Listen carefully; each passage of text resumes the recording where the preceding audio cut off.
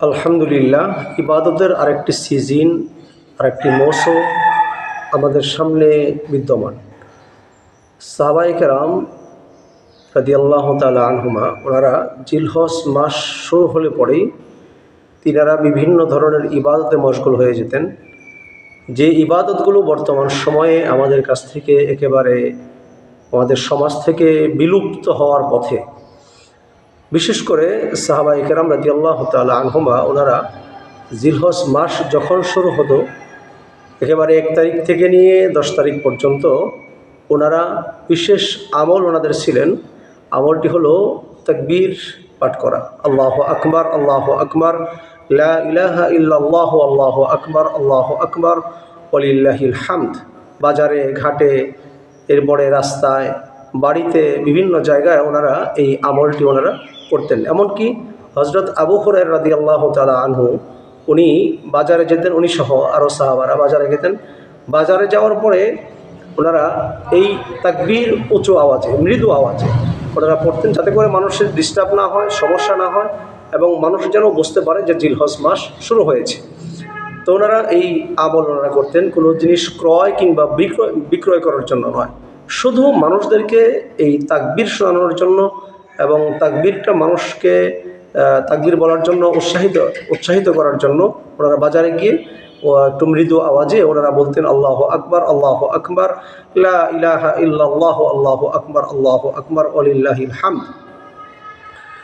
এবং এই তাকবীরটি আমরা বাড়িতেও প্র্যাকটিস করব। আমরা মানুষের সাথে দেখা হলে পরে কিছু লোক বসে আছে কোনো মজলিসে কিংবা কোথাও বসে আছে, খুব উঁচু আওয়াজে না, একটু মৃদু আওয়াজে আস্তে করে, যাতে করে মানুষের ডিস্টার্ব না হয়, সমস্যা না হয়, একটু মৃদু আওয়াজে এই তাকবীর আমরা বলবো, আল্লাহু আকবার, আল্লাহু আকবার, লা ইলাহা ইল্লাল্লাহ, আল্লাহু আকবার, আল্লাহু আকবার, ওয়ালিল্লাহিল হামদ। মিডল ইস্টে অনেক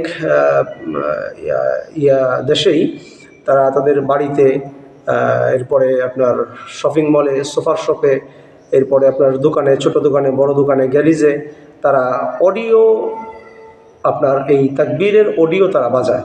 তারা সারাদিন চলতেছে, যাতে মানুষের ডিস্টার্ব না হয় বা উঁচু আওয়াজে না, মৃদু আওয়াজে অডিও ছেড়ে দিয়ে তারা এই তাকবীরগুলো তারা বাজাতে থাকে, এবং যাতে করে মানুষ শোনা মাত্রই যে ভুলে গিয়েছিল তার যেন মনে পড়ে এবং সেও সাথে সাথে তাকবীর পড়তে পারে।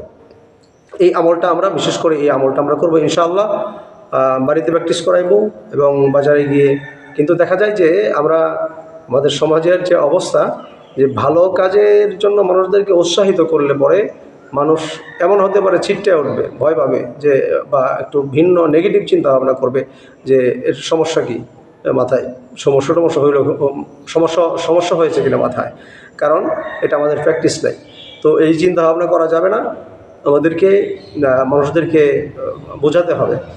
এবং সবচেয়ে মারাত্মক যে ভুলটা আমি যেটা মনে করি, মারাত্মক ভুলের ভিতরে যেটা দেখতে পাই, যে জিলহজ মাস আসলে পরে গরুর হাট, গরু বেচাকিনি বা এই যে এগুলো দেখলে পরে আমাদের মনে পড়ে না এটা জিলহজ মাস আসছে বা ঈদের সময় কাছাকাছি চলে আসছে।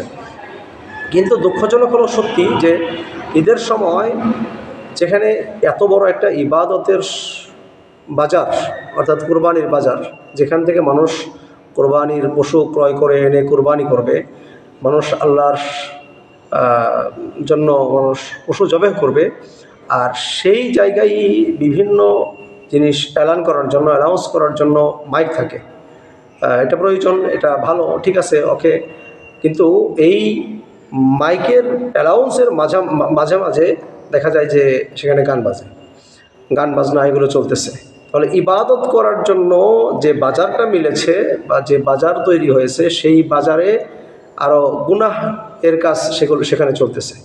এই জন্য আমাদেরকে এই বিষয়ে সতর্ক থাকতে হবে। যারা ভিডিওটি দেখবেন তারা সতর্ক হবেন, এবং সেখানে গিয়ে মাস্তানি না, সেখানে গিয়ে খুব পাওয়ার এগুলো না, তাদেরকে যারা কর্তৃপক্ষ যারা আছে, হাট কর্তৃপক্ষ যারা আছে, এদেরকে বোঝাইব আমরা যে আসলে বিষয়টা এরকম, যে ইবাদত করার জন্য যে বাজারটা আমাদের, এখানে অনেক মানুষের রুজি রোজগার রয়েছে, লক্ষ লক্ষ টাকার, কোটি কোটি টাকার লেনদেন হয়। বা একটা মানুষ, একটা ছোট্ট একটা গরু, একটা বাছুর, সে 2 বছর ক্রয় করার পর একজন দরিদ্র মানুষ সেটা বিক্রি করে তার সারা বছরের একটা সংসার পরিচালনা বা সংসার চালানোর একটা ইনকাম সেখানে হয়, বা এখান থেকে মানুষ পশু ক্রয় করে সে কোরবানি করবে।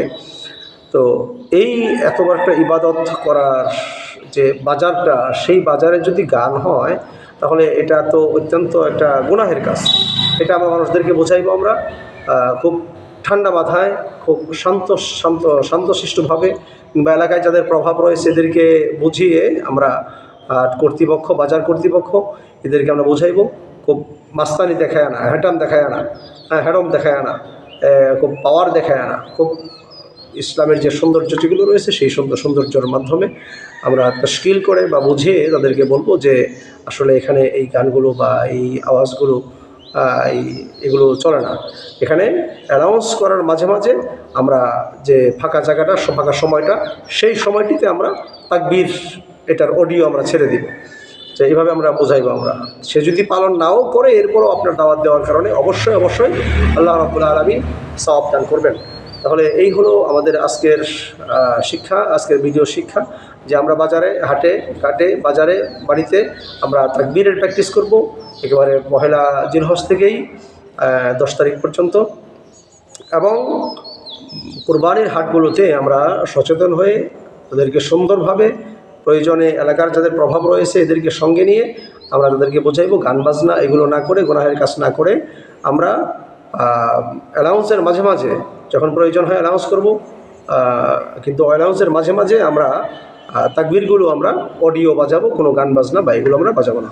তো ইনশাআল্লাহ প্রতিনিয়তই কুরবানির আগ পর্যন্ত বিভিন্ন মাসালা, দোয়া, কোরবানির নিয়ম, আমাদের ভুলগুলো, এই বিষয় নিয়ে আমাদের ভিডিও প্রতিনিয়ত কন্টিনিউ আমাদের ভিডিওগুলো যাবে ইনশাআল্লাহ। সাথে থাকুন। সকলকে ধন্যবাদ জানিয়ে বিদায় নিচ্ছি। আসসালামু আলাইকুম ওয়া রাহমাতুল্লাহি ওয়া বারাকাতুহু।